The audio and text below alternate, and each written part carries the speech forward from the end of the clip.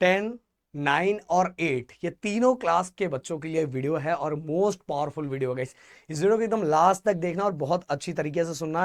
And नए हो तो अपना प्यार एंड सपोर्ट दिखाने के लिए जो व्हाइट कलर का बटन दिखाई दे रहा है प्लीज गाइस उसको सब्सक्राइब कर दो, जिससे हमें बहुत ज्यादा सपोर्ट और प्यार मिलेगा। आपके लिए तो फ्री है बट एक टीचर को बहुत ज्यादा मोटिवेशन मिलता है। डिस्क्रिप्शन में गाइस 10th स्टैंडर्ड का, 9th स्टैंडर्ड का और 8th स्टैंडर्ड का सबका सेपरेट टेलीग्राम हमने डाला है, तो अपना अपना टेलीग्राम ज्वाइन करके रख लेना। एंड गाइस कमेंट बॉक्स में मुझे जरूर ये बताना और अपने क्लास का नाम लिख के, जिससे मुझे पता चलेगा कि सबसे ज्यादा प्यार किस क्लास से हमें मिल रहा है। तो गाइस क्या लिखना, आपका सेमेस्टर एग्जाम में कितना टारगेट है परसेंट लाने का, तो कमेंट बॉक्स में अपना परसेंट जरूर लिखना। अब बात करते गाइस, देखो बहुत सारे ऐसे बच्चे होंगे कि जो पूरा पेपर लिख के आते हैं, पूरा पेपर लिख के आते हैं, जब उनका मार्क्स आता है तो उनका मार्क्स उतना अच्छा नहीं आता जितना दूसरे बच्चे का आता है। इसलिए गाइस हम यहाँ बात करेंगे कि आप अगर पेपर लिख रहे हो तो टीचर को किस तरह से पेपर चाहिए उस वाइज अगर पेपर लिखते हो ना, तो गाइस आपके पेपर में ना, मैं ये नहीं बोलूंगा कि अगर 4 मार्क्स का क्वेश्चन है तो 5 मार्क्स मिल जाएगा। मेरे कहने का मतलब है टीचर 1 मार्क्स भी कट नहीं कर पाएंगे, और कट करने से पहले वो सोचेंगे 10 बार कि भाई इतना अच्छा इसने पेपर को प्रेजेंट किया है, मुझे बहुत ज्यादा सिंपल कर दिया चेक करने के लिए। मैंने बच्चों को हमेशा एक ही चीज बोला है, देखो टीचर्स को एक एक दिनों के अंदर बहुत सारे पेपर चेक करने रहते हैं, तो अगर अपने टीचर्स को आप जितना सिंपल करवा के दे दोगे पेपर चेक करने के लिए, जितना अच्छा बना के दोगे, तो गाइस उतना ज्यादा मार्क्स कट होने के चांसेस बहुत कम होते हैं गाइस। हम बहुत बार सोचते हैं कि मैं ऐसे से कट कर दूंगा, ये कर दूंगा, वो कर दूंगा, टीचर को दिखेगा नहीं, तो टीचर को पता ही नहीं चलेगा और मुझे मार्क्स मिल जाएगा। ऐसा नहीं गाइस, आप पेपर को जितना अच्छा प्रेजेंट करोगे टीचर वाइज, रूल वाइज, तो गाइस आप कम लिख के भी बहुत अच्छा स्कोर कर लोगे। वही चीजें तो इस वीडियो के अंदर मैं बताने वाला हूं गाइस, एक एक पॉइंट को बहुत ध्यान से सुनना। अब बच्चे क्या क्या मिस्टेक करते हैं हम इतने पॉइंट पे डिस्कस करने वाले हैं। देखो बहुत सारे बच्चे क्या बहुत मतलब एक दूसरे को देख के, जबकि उसका कोई हाथ पैर नहीं होता, बट फिर भी बच्चे उसी तरह से करते जाते हैं। बहुत सारे बच्चे स्केल लेते हैं और इस साइड स्केल लेके इस साइड भी ऐसा ऐसा लाइन ड्रॉ कर देते हैं और इस साइड भी ड्रॉ करते हैं। भाई ये बिल्कुल गड़बड़, ऐसा मत करना, और वो सही नहीं लगता गाइस, बिल्कुल सही नहीं लगता। आपको क्या करना है, और बहुत लोगों की मेंटेलिटी ये भी रहती है कि अगर मैं जगह कम कर दूंगा तो टीचर को ऐसा लगेगा कि मैंने बहुत ज्यादा लिखा है। ऐसा कुछ नहीं होता, समझ में आए? तो गाइस यहां जहां इसका लाइन एंड हो रहा है, अगर आपको लाइन दोनों साइड मार्जिन ड्रॉ करना है, तो जहां भी क्या हो रहा है कि इसका लाइन एंड हो रहा है, उस लाइन के साइड है लास्ट लाइन होता है, उस लाइन की इधर ऐसा लाइन ड्रॉ कर दो एकदम एंडिंग पे, एकदम एंडिंग पे। मैं थोड़ा कलर चेंज कर देता हूं जिससे आपको दिखे। ओके, तो एकदम एंडिंग पे आप क्या करो, लाइन ड्रॉ कर दो। इसके बाद गाइस आपको क्या करना है कि आपको आपने मेन क्वेश्चन ऊपर वाले बॉक्स पे ऐसा लिखो, क्वेश्चन नंबर 1, और इसके अंदर का सब क्वेश्चन दिया तो यहां ए लिखो, और इसके अंदर भी सब क्वेश्चन दिया तो उसको यहां ऐसा लिखो। अब गाइस अगर एमसीक्यू आप लिख रहे हो, एमसीक्यू आपको दिया है, ये तो रूल के अकॉर्डिंग आता है गाइस, आपको इसी तरह लिखना रहता है। आपको अगर मान लो जैसे मैं बताना चाहूं कि यहां 4 ऑप्शन दिया हुआ है, ए और इसके साथ बी, इसके साथ सी, इसके साथ और डी, इसके साथ ऐसा दिया हुआ, कुछ ऐसा कुछ दिया हुआ है, तो आपको क्या करना है गाइस, रूल के अकॉर्डिंग ये कहा जाता है। और अगर आप बोर्ड, अगर 10th स्टैंडर्ड का बोर्ड एग्जाम दे रहे हो और आपने इस वाइज रूल वाइज नहीं लिखा, तो आपके मार्क्स कट हो जाएंगे, क्योंकि नोटिफिकेशन जारी करके बोर्ड ने ये बता दिया। तो इसीलिए आप 8 से हो, 9 से हो या 10 से हो, तो आपको अभी से ये दिमाग में रख लेना चाहिए। तो आपको ये दोनों चीजें लिखनी है। मान लो आंसर बी है तो बी भी लिखना है और साथ में उसका आंसर भी लिखना है। ओके, तो आपको यहाँ बी भी लिखना है और साथ में उसका आंसर भी लिखना है। Okay, clear. फिर इसके बाद हमने सेकंड पॉइंट लिख दिया, मैं इसको थोड़ा और छोटा कर दूं। फिर आपने यहाँ थर्ड पॉइंट लिख दिया एक एक लाइन के गैप पे। ओके, फिर फोर्थ लिख दिया। अब मान लो ए खत्म हो गया, ए जैसे ही खत्म हो गया गाइस, आपको क्या करना है, एक सिंगल सा ऐसा लाइन ड्रॉ कर देना है। और ये सभी चीजें तो मैं बोलूंगा आपको लास्ट में ही करना चाहिए। ओके, लास्ट में एंडिंग पे करोगे तो ज्यादा अच्छा लगेगा। फिर ए में मान लो बी आ गया, ए में क्या आ गया, बी आ गया, फिर बी, बी यहां आपने बाहर लिखा, फिर इसके अंदर सब क्वेश्चन दिया हुआ ए बी सी ऐसा। अब क्वेश्चन नंबर 1 में ए और बी ऐसे 2 क्वेश्चन थे और ये पूरा खत्म हो गया, तो आपको क्या करना है पता है, डबल लाइन ड्रॉ कर देना है। ये देखो ऐसा,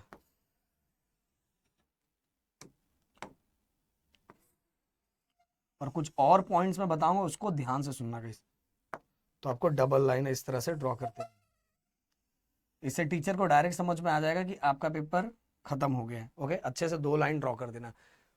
अब गाइस, अब अगर आप साइंस का पेपर लिख रहे हो, एसएसटी का पेपर लिख रहे हो, या तो गाइस आप किसका, मैथ का पेपर लिख रहे हो, बट मैं सबसे पहले साइंस और एसएसटी की बात करूंगा। साइंस और एसएसटी में अगर आप कुछ लिख रहे हो और उसके अंदर आपको दिख रहा है किसी प्लेस का नाम है, किसी किसी मतलब जो भी आपने आंसर लिखा उसके अंदर जो जो मेन मेन पॉइंट है उसको आपको क्या करना है, पेंसिल से ऐसे अंडरलाइन कर देना है, पेंसिल से ऐसे अंडरलाइन कर देना है। ओके, इस तरह से ऐसे ऐसे ऐसे ऐसे अंडरलाइन कर देना है, इस तरह से ऐसे।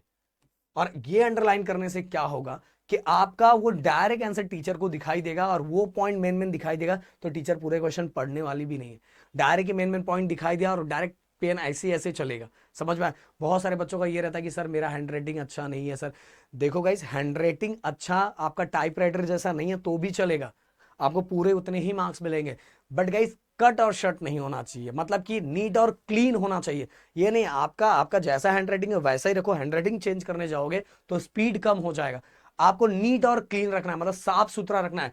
अगर आप कुछ कर रहे हो, मान लो आपसे कुछ मिस्टेक हो गया, आप लिख रहे थे, अगर मान लो जैसे एग्जांपल मेरा ही नाम लिख रहे हो, ओके, आप मेरा नाम लिख रहे हो और आपका स्पेलिंग का मिस्टेक हो गया, तो आप क्या करो, बहुत सारे लिखा ऐसे ऐसे करके ऐसे छुपा देते हो, अरे टीचर को दिखेगा नहीं, भाई बहुत गंदा लिख रहा है, और ऐसे आपके पूरे पेपर का इंपैक्ट खराब जा रहा है। तो आपको क्या करना है, प्यार से एकदम, आपका अगर ये मिस्टेक हो गया तो आपको क्या करना, बस 2 लाइन, ऐसा 2 लाइन। पहला तो ट्राई करना है कि गड़बड़ हो ही नहीं, अगर हो गया तो ओनली 2 लाइन से ड्रॉ करना है, मतलब 2 लाइन उस पर करना है। बहुत सारे बच्चे क्या करते हैं पता है, लिखने के टाइम पहला पॉइंट यहां तक पहुंचाते हैं और दूसरा बस यहीं तक खत्म कर देते हैं, जबकि इसके आगे का है, हाँ अगर वो मान लो ये डेफिनेशन है, डेफिनेशन का एंडिंग यहां तक है तो चल जाता है, बट इसके आगे भी लिखना था, पर बच्चों ने यहां तक लिखा, फिर यहां लिखा, फिर कुछ ऐसा, मतलब ये ऐसा ऐसा ऐसा ऐसा, मतलब ये लाइन मैच नहीं कर रहा है। तो एक ही लाइन में होना चाहिए। आप बोलोगे सर अगर डेफिनेशन ही इतना बड़ा है तो भाई वो तो खत्म हो गया ना आंसर। मैं किसकी बात कर रहा हूं, मान लो 4 आंसर दिए हुए, 4 आंसर, और पहला आंसर यहां से यहां खत्म हुआ और उसके आगे का भी पॉइंट बचा हुआ है, उसके आगे का भी पॉइंट बता तो उसको भी एकदम एंडिंग तक लेके जाओ। और अगर मान लो आंसर इधर खत्म हो जाता है, पहले पॉइंट का आंसर इधर खत्म हो जाता है, फिर से नीचे से स्टार्ट करो, नीचे से स्टार्ट करो, और हर पॉइंट को उसके अंदर भी नंबर दो। किसके किसके अंदर, साइंस के अंदर कर सकते हो, एसएसटी के अंदर कर सकते हो, ये सभी दोनों चीजें। अब गाइस अगर मैथ कर रहे हो तो मैथ के अंदर याद रखो कि आपका जो भी आंसर आता है, जो भी आंसर आता है उसको बॉक्सेस बनाया करो, और बॉक्सेस बनाने के साथ ही आपको फाइनल स्टेटमेंट भी हमेशा लिखना चाहिए, इस तरह से बॉक्स बना के फाइनल स्टेटमेंट। इवन आपने कहीं फॉर्मूला बना लिखा है तो फॉर्मूला को स्पेशल बॉक्स बना दो, जिससे बहुत सारी चीजें बहुत उठ के दिखती है गाइस। फॉर्मूला को बॉक्स बनाओ, टीचर को मैंने बोला जितना आसान करके दोगे उतना ज्यादा मजा आएगा। अब बहुत सारे बच्चों को क्वेश्चन ये आता है कि सर पेंसिल यूज करें कि पेन यूज करें। देखो इस पिछले साल ही नोटिफिकेशन जारी, उसका भी करके बता दिया गया है कि आप पेन से लिखो या पेंसिल से लिखो, दोनों चीजें चलती है। समझ आ दोनों, हाँ, बट एक चीज याद रखो, जब आप किसी पेन से लिख रहे हो, मान लो ब्लू पेन से लिख रहे हो, तो सेम ब्रांड का 2-3 पेन आपके पास होना चाहिए। ब्लू के अंदर भी अलग अलग ब्रांड यूज करोगे तो थोड़ा कलर डल दिखाई देता है, अलग दिखाई देता है, तो लोगों को शक होता है कि आपका पेपर किसी और की तरफ आपने पास किया था और किसी और ने लिखा है।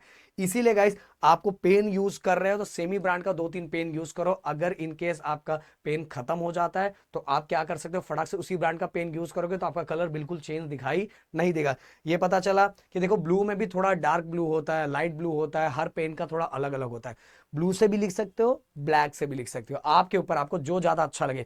अब बहुत सारे बच्चे ये बोलेंगे कि क्या सर मैं बॉल पेन से लिखूं, कि बॉल पेन से लिखना चाहिए कि इंक पेन से लिखना चाहिए, किससे लिखना चाहिए, जेल पेन से लिखना चाहिए।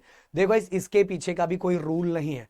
आप जेल पेन से भी लिखोगे तो भी आपको मार्क्स मिलेगा, आप इंक पेन से लिखोगे तो भी मार्क्स मिलेगा, और बॉल पेन से लिखोगे तो भी मार्क्स मिलेगा। बट जेल पेन से बहुत बार ऐसा होता है कि पेपर बहुत टाइम तक रखा जाता है, इसीलिए वो क्या हो जाता है, फैलने का डर होता है। इसीलिए सिंपल लोगों को बोला जाता है बॉल पेन से लिखा करो। तो मेरे से उसके पीछे का कोई रूल नहीं है, समझ में आया? अगर आपका सही सलामत तो आपको पूरे मार्क्स मिलेंगे।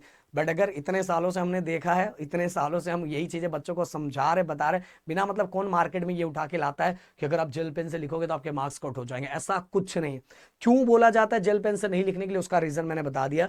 बट मेरा सजेशन, अगर मुझसे आप पूछोगे कि सर बेस्ट हमें किस से लिखना चाहिए, तो मैं आप सभी को बोलूंगा बॉल पेन से लिखा करो। बिना मतलब क्यों रिस्क ले रहे हो, कहीं पेपर इधर उधर गया, पूरा फैल गया, तो बिना मतलब टेंशन हो जाएगा। और अगर हमेशा एक हैबिट डाला करो, एक ही ब्रांड के पेन से हमेशा लिखा करो, जिससे आपका स्पीड भी बहुत अच्छा होगा, स्पीड भी बढ़ता जाएगा, और आगे जाकर आपका हैंडराइटिंग भी थोड़ा इंप्रूव होगा। पर हैंडराइटिंग जैसा है वैसा ही रखने का ट्राई करो। अब ज्यादा चेंज करोगे तो स्पीड, हैंडराइटिंग हम फर्स्ट सेकंड थर्ड फोर्थ में चेंज कर सकते थे, अब हमारी जैसी हैबिट होगी वैसी रहेगी, बट हम उसको नीट और क्लीन कर सकते हैं बहुत सारे प्रेजेंटेशन वाले रूल को यूज करके। आगे आने वाले दिनों में बहुत सारे और प्रेजेंटेशन का मैं रूल लाऊंगा जिससे आपको समझेगा। अब बहुत सारे बच्चे अलजेब्रा एंड ज्योमेट्री, मतलब मैथ को भी लेके वो दिमाग में उनके आता है कि सर अगर रफ करना है तो मैं कहाँ करूँ। देखो गाइस, रफ आप बाजू में भी कर सकते हो, ऐसा बॉक्स बना के जहां आप सॉल्व करें वहां बाजू में भी कर सकते हो, या एंडिंग के में भी कर सकते हो। ओके, बट अगर बहुत ज्यादा खराब दिख रहा है तो उसको लास्ट में करो। अगर यहाँ करोगे तो आपको आजू बाजू में ही चीजें दिख जाएगी, तो ज्यादा कंफ्यूजन नहीं होगा। तो आप यहाँ भी कर सकते हो और लास्ट में भी कर सकते हो, बट आपके अकॉर्डिंग आप ज्यादा कट शट करने वाले बच्चे हो तो आपको लास्ट में ही करना चाहिए, नहीं तो पूरा का पूरा पेपर गंदा दिखाई देता है। और गाइस, जब आप लैंग्वेजेस कर रहे हो, मैंने बोला लैंग्वेजेस नहीं, साइंस और एसएसटी कर रहे हो, तो याद रखो मैंने बोला जो मेन मेन पॉइंट को अंडरलाइन कर देना। मेन मेन पॉइंट को अगर आपने अंडरलाइन कर दिया तो आपके लिए बहुत बेनिफिट होगा, और आपका स्कोर बढ़ने के, स्कोर मतलब जितना है उससे कम कम होने के चांसेस नहीं रहेगा, और अच्छा खासा मार्क्स मिलेगा। तो मिलते हैं नेक्स्ट वीडियो में। Thank you so much guys, जय हिंद एंड जय महाराष्ट्र दोस्तों।